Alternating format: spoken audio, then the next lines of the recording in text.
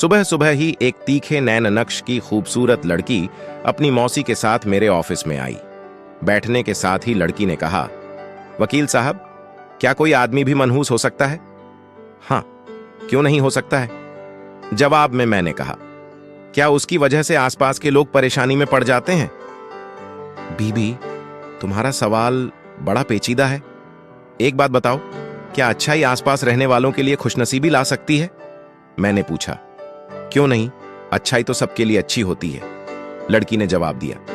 मैंने उसके जवाब की सराहना की तो उसने आगे कहा, वकील साहब, मेरे शौहर ने अपनी मां के कहने पर मुझे घर से निकाल दिया है और अब तलाक देना चाहते हैं। मेरी सास का कहना है कि मैं मनहूस हूं। उन्होंने मेरे सारे गहने और नकद रकम भी रख ली है। बीबी, पहले आप अपने बारे में तो बताइए। मैंने कहा, मेरा नाम ताहिरा है। फिर बगल में बैठी औरत की ओर इशारा करके कहा, और यह मेरी मौसी फिरदौसी हैं। यही मेरी सब कुछ है। अगर यह न होती तो शायद मैं किसी कब्रिस्तान में होती।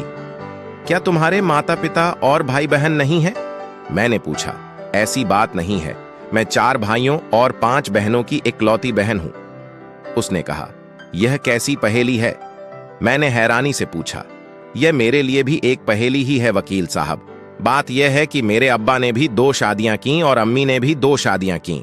दरअसल मेरे अब्बा एक हादसे की वजह से अपनी पहली बीवी से बिछुड़ गए थे। मिलने की उम्मीद नहीं दिखाई दी तो रिश्तेदारों के कहने पर उन्होंने दूसरी शादी कर ली। उस शादी से मैं पैदा हो गई।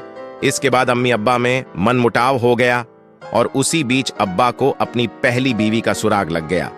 उन्होंने मेरी अम्मी को तलाक देकर पहली बीवी के साथ अपना घर आबाद कर लिया। कुछ अरसे के बाद मेरी अम्मी ने भी दूसरी शादी कर ली। अब मेरे अब्बा को पहली बीवी से 2 बेटे और 3 बेटियां हैं। दूसरी ओर मेरी अम्मी को दूसरी शादी से 2 बेटे और 2 बेटियां हैं। इस तरह 2 हंसते बसते घरों की मैं एक फालतू चीज हो गई। ताहिरा ने आह भरते हुए कहा, यह तो वाकई परेशानी वाली बात है। तुम्हारे शौहर ने तुम्हें तलाक की धमकी दी है या तलाक दे दिया है? मैंने नरमी से पूछा। अभी तलाक इसलिए नहीं दिया है क्योंकि तलाक के बाद हके मेहर देना होगा।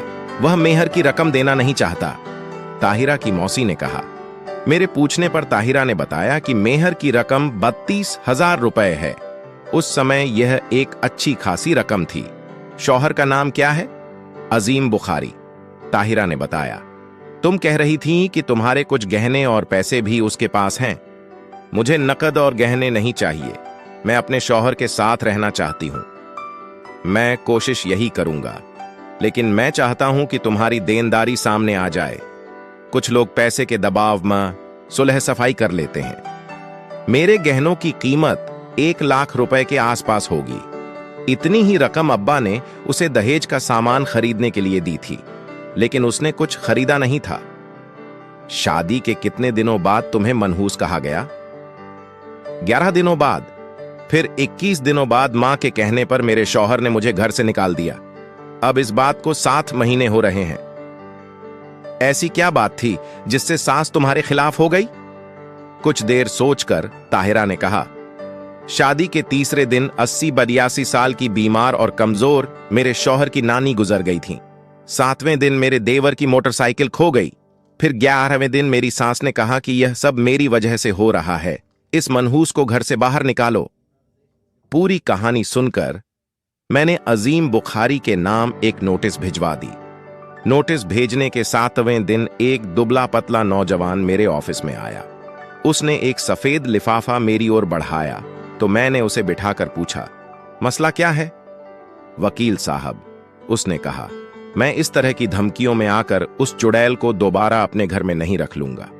उस मनहूस की वजह से मैं अपना घर नहीं बर्बाद कर सकता। मैं भी उस मनहूस की वजह से तुम्हारा घर बर्बाद नहीं कराना चाहता, लेकिन शौहर होने के नाते तुम्हें उसके कानूनी हकूक तो पूरे करने ही पड़ेंगे। मैंने कहा, उस मनहूस की वजह से मेरी नानी मर गई, भाई की मोटरसाइकिल गायब हो गई, मां मरते मरते बची। वह कुछ और कहता, मैंने बात बदलते हुए कहा, तुम कहां तक पढ़े हो? मैंने साइंस से इंटर किया है। अब एक फिल्म लैब में नौकरी करता हूं। रात को अपनी दुकान पर बैठता हूं, दिन में भाई बैठता है। आदमी तो तुम पढ़े लिखे हो, फिर यह अंधविश्वास तुम्हारे अंदर कहां से आ गया? यह अंधविश्वास नहीं है सर, हकीकत है। वह जहां कदम रखती है मुसीबत आ जाती है। आपको पता है, वह 13 साल में ही बेवा हो गई थी। इसमें अजीब क्या है? न जाने कितनी औरतें बेवा हो जाती हैं। अरे साहब, मनहूस औरत अपने शौहर को खा गई थी। मैंने हंसकर पूछा, कच्चा या पक्का? वह चिढ़कर बोला, मेरी बात को आप मजाक समझ रहे हैं। अरे इसके पैदा होने से पहले ही इसके बाप ने इसकी मां को छोड़ दिया, क्योंकि उसे उसकी पहली गुम हुई बीवी मिल गई। उसने खुदा का शुक्र अदा किया और इसकी मां को तलाक दे दिया। कुछ अरसे बाद मां ने दूसरी शादी कर ली और यह लड़की दोनों घरों के लिए फालतू की चीज बन गई। इसकी मां को लगा कि यह मनहूस है, इसलिए उसने जल्दी से एक अच्छे घर में इसकी शादी कर दी। इसने वहां कदम रखा ही था कि दूल्हे की फूफू के बीमार होने की खबर आई। दूल्हा कार से फूफू को देखने जा रहा था तो रास्ते में कार एक्सीडेंट में दूल्हे के साथ ड्राइवर भी मारा गया। फूफू ने भी अस्पताल में दम तोड़ दिया। अब आप ही बताइए, ऐसी खतरनाक औरत को मैं घर में कैसे रख सकता हूं?